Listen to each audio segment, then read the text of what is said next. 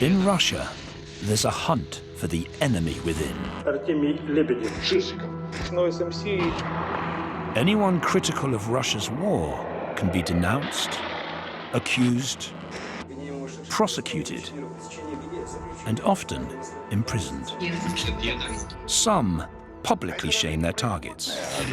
Ты враг страны. Для меня ты подонок. Это и есть самая настоящая реабилитация нацизма, и написал это блогер Артемий Лебедев. Others do it in secret. I keep a list of the results of my denunciations.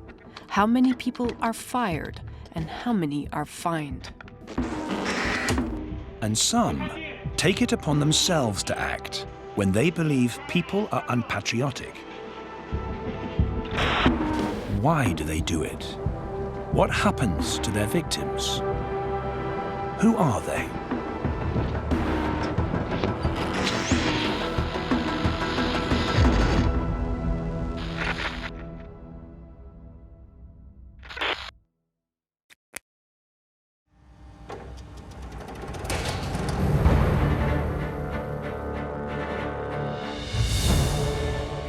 Not so long ago, all citizens of the Soviet Union were encouraged to inform on each other.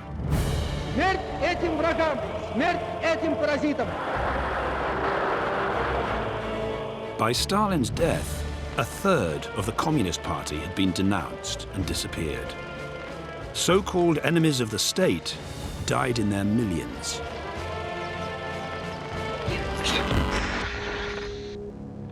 After Russia's invasion of Ukraine, the old tradition returned. One serial denouncer quickly rose to prominence. Using the name Anna Korobkova, she became one of Russia's most prolific informers. No one knew who she was. It is a common name, but her email address didn't match any social media profile. To understand who she really was and what drives her, the BBC started investigating. To our surprise, she answered our email. Hello. The BBC makes excellent documentaries. My grandfather was an informer in Stalin's time. He taught me to write denouncements. Since the start of the special military operation, I've been systematically writing them. I work to a schedule. I watch what people say and then write denunciations for 2 solid days, then rest for 5 days. I watch who says what on YouTube, Radio Liberty, Current Time, and others. To find out more about her, we looked for her victims. In the autumn of 2022, a social anthropologist working at a Russian university learned that she had been denounced. It was signed by Anna Korobkova. Это письмо, направленное в приемную ректора РАНХИКС, где я тогда работала.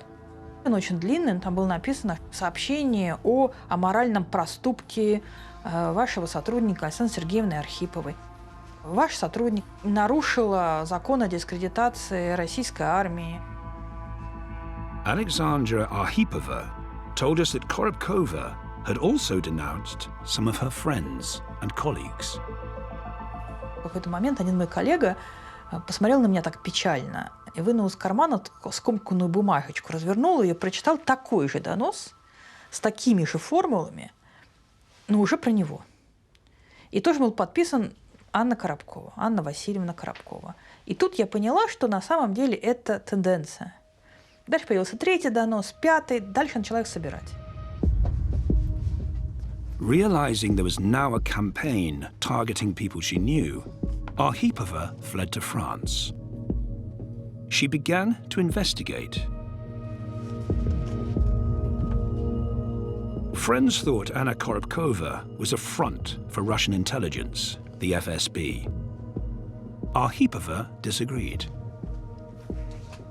Мне казалось, что нету никакого законспирированного дела ФСБ, это просто какой-то конкретный человек, который вышел на тропу войны, такой миссионер. Эта миссия найти врагов народа, помочь государству, не знаю, очистить нашу землю. Hoping for clues, Arkhipova came up with a plot to engage her denouncer. И вот это мое первое письмо ей. Глубоко уважаемая Анна Васильевна, меня зовут Александра Архипова, я старший научный сотрудник и занимаюсь социальными исследованиями. В том числе я занимаюсь изучением того, как люди взаимодействуют друг с другом во время специальной военной операции, как поддерживают решения правительства. Вот она мне отвечает через 7 дней. Я профессионально неоплачиваемый доносчик. Таких, как я, мало в России, потому что социальная группа мы не подходим за изучение. Korobkova continued her correspondence with the BBC, but when asked for an interview, she declined.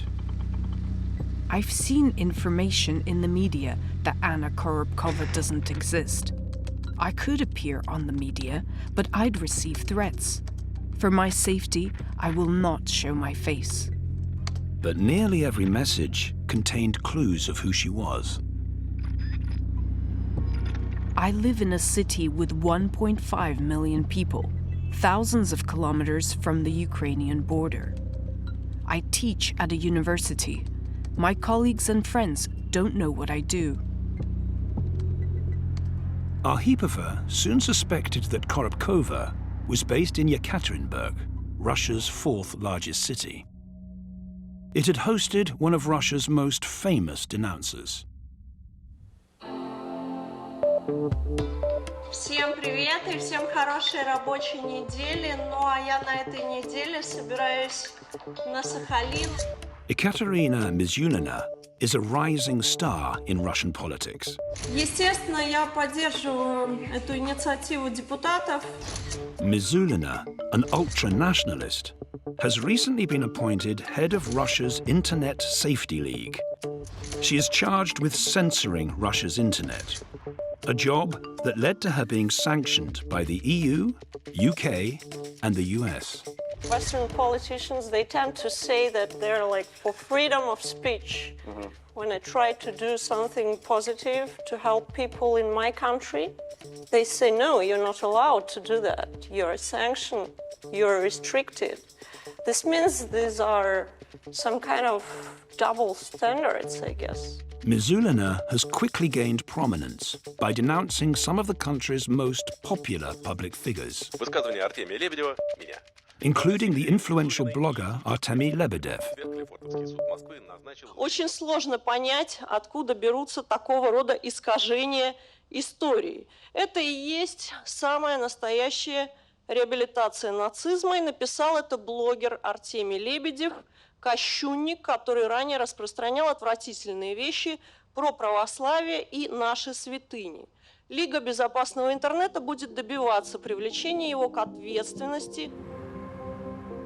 Denunciations are having a profound effect in Russia.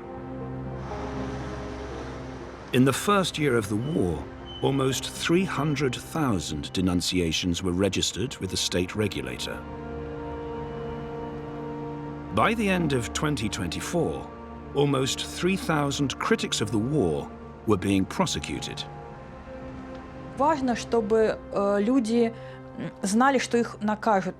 А реальные наказания не рандомны. Мы же все понимаем, что можно написать антивоенный пост, и тебе ничего не будет, живя в России. А можно лайкнуть антивоенный пост, и тебя посадят на 7 лет.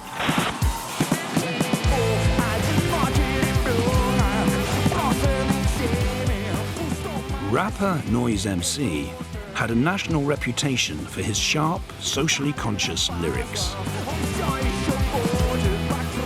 Before the war, these had led to the authorities cancelling his concerts. But the first official investigation was inadvertently sparked by one of his fans. Это какой-то человек у себя в соцсетях, послушав мой только что вышедший тогда альбом, взял какие-то определенные строчки и написал пост от лица возмущающегося патриота. То есть как так? Вот здесь он выражает сомнение в том, что наша полиция самая доблестная и честная, а вот здесь он против власти выступает, срочно надо его арестовать и в тюрьму посадить. Ну что вы там? The blog was meant as a joke, something its author thought he had made clear.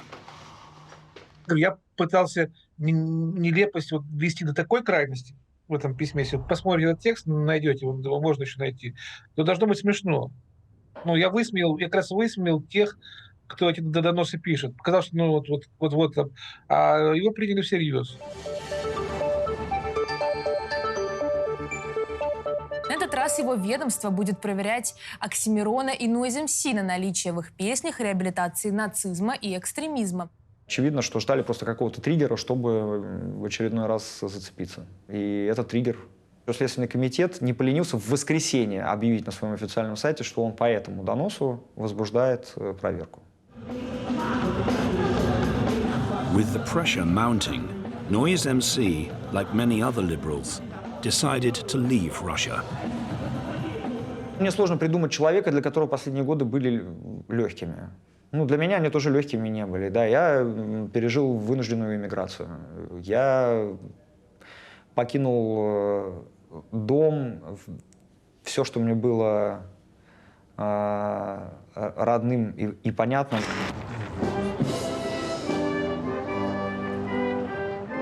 Russian society is undergoing change.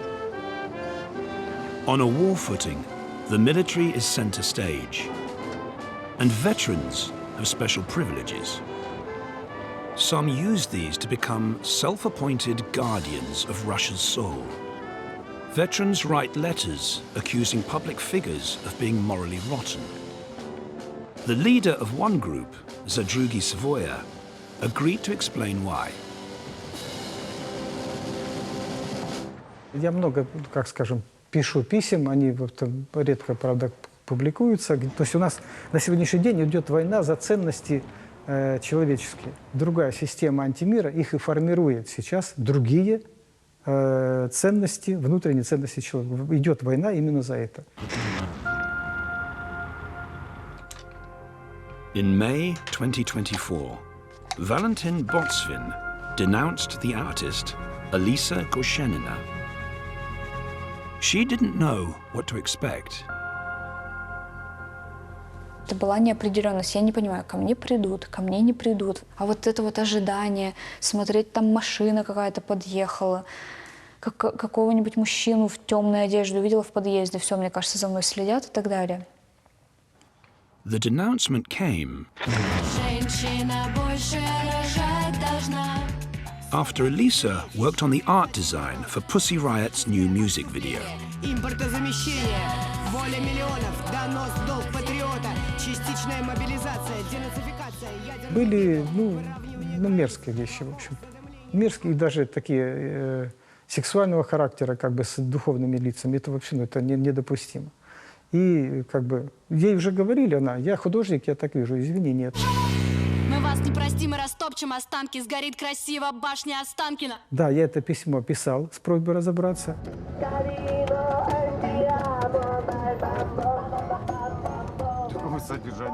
The implications of the veteran's denunciation worried Alisa's mother so much that she wrote to Botsvin, pleading that he leave her daughter alone. Ответил маме, что если вы готовы исправлять дочь, я готов к этому. Пускай извинится, и все, вопрос закроется. То, что он писал про мою выставку, что это отвратительный мусор. Куда вы смотрели? Почему позволили питаться гнильем и вырастили чудовище?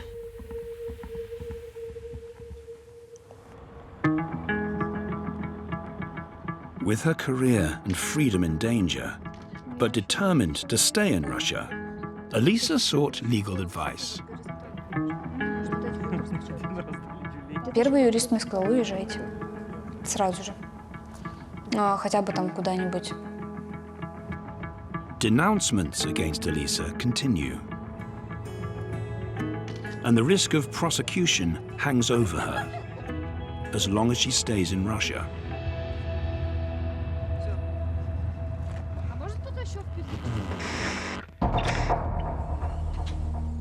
From exile in Paris, Alexadra Arkhipova continues to investigate the true identity of her denouncer, the serial informer Anna Korobkova. Despite claiming to have written well over 1,000 denunciations, no one had ever met or even seen Korobkova. Over 2 years, Arkhipova collected 74 denouncements and threats written by Korobkova. Together with the linguistic expert Daniil Skorinkin, they analyzed the stylistic patterns of the documents. Я написала, я всецело поддерживаю специальную военную операцию, точка. Я против любого нарушения закона. Это то, что мы называем формулами. Вот это сообщение об аморальном проступке – это тоже формула. Она шла в конце. Вот все эти большие доносы, они все сопровождались повторяющимися какими-то вещами. They found a series of repeated patterns in Korobkova's writing. Their real breakthrough came when they analyzed Korobkova's Wikipedia page. It contained photographs of the replies the security services had sent to her denunciations. Эти ответы силовых структур на донос – это не публичная вещь. То есть либо человек, который писал статью, знает эту всю переписку и каким-то образом достал у Коробковой эти ответы ей из госоргана, значит, он с ней знаком. The same word patterns from the denouncements were found in the Wikipedia article. It looked like they were written by the same person. Then the team analyzed the photos on the page. The camera used to take these pictures was a very rare model. Дальше поиск по Wiki Commons. Можно посмотреть, какие еще фотографии загружены этим же фотоаппаратом. И выяснилось, что этим фотоаппаратом в русской Википедии загружал фотографии только один человек. И зовут его Иван Абатуров. И мало того, мы тут же нашли фотографии Абатурова, и у него на поясе болтается эта модель фотоаппарата.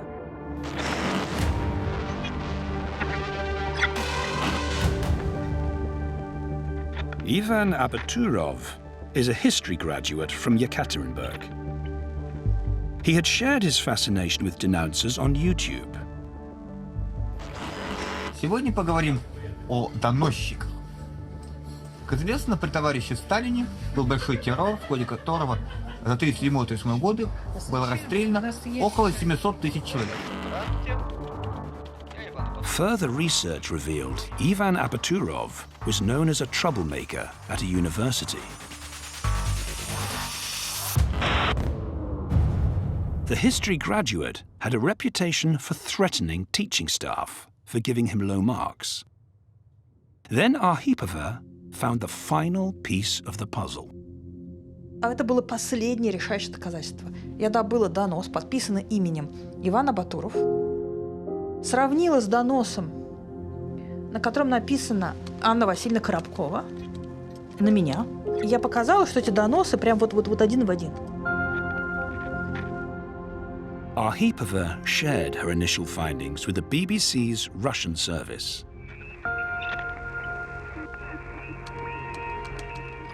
The BBC found that Abaturov's IP address matched the one used by Korobkova.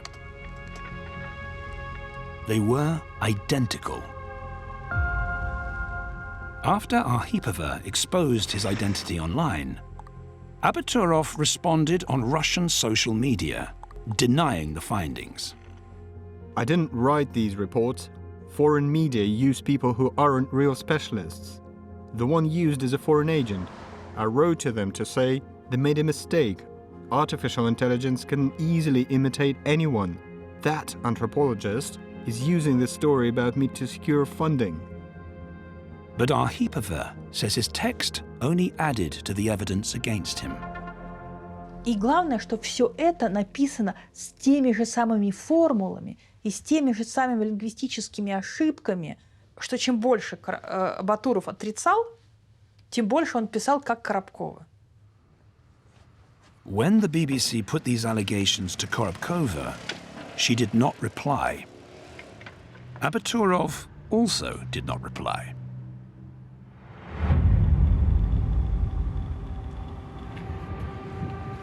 Being denounced in today's Russia can have dire consequences. Мы вот в такой реальности живем. То есть, как бы, ты можешь просто пройтись, не знаю, там, в не том цвете одежды, и тебе что-то будет за это. Либо вот бывают такие ситуации, которые со мной связаны. Despite the risks, some choose to stay. Мне важно оставаться. У меня очень много прав отняли. Я как бы не считаю, что мне должны отнять еще и это. Художники, особенно молодые, если у них нет наставника или духовного стержня, их однозначно унесет не туда. Ты вмешиваешься в мир, в котором ты не разбираешься. Не лезь, это будет, это тебе будет чревато. Denouncers threaten to bring back ghosts from Russia's past. Информаторы, то есть агенты СМИ, делятся на две категории. Ценные и не очень ценные. Ну, а не очень ценного можно выдать на растерзание его жертв и правосудию. Люди, они не знают, когда на них прожектор высветится. И доносчики, они являются вот этим прожектором на самом деле. Они светят. With the ever-present fear of being denounced, Russians never know how they might be punished. They face pressure to self-censor, keep their heads down, and watch what they say.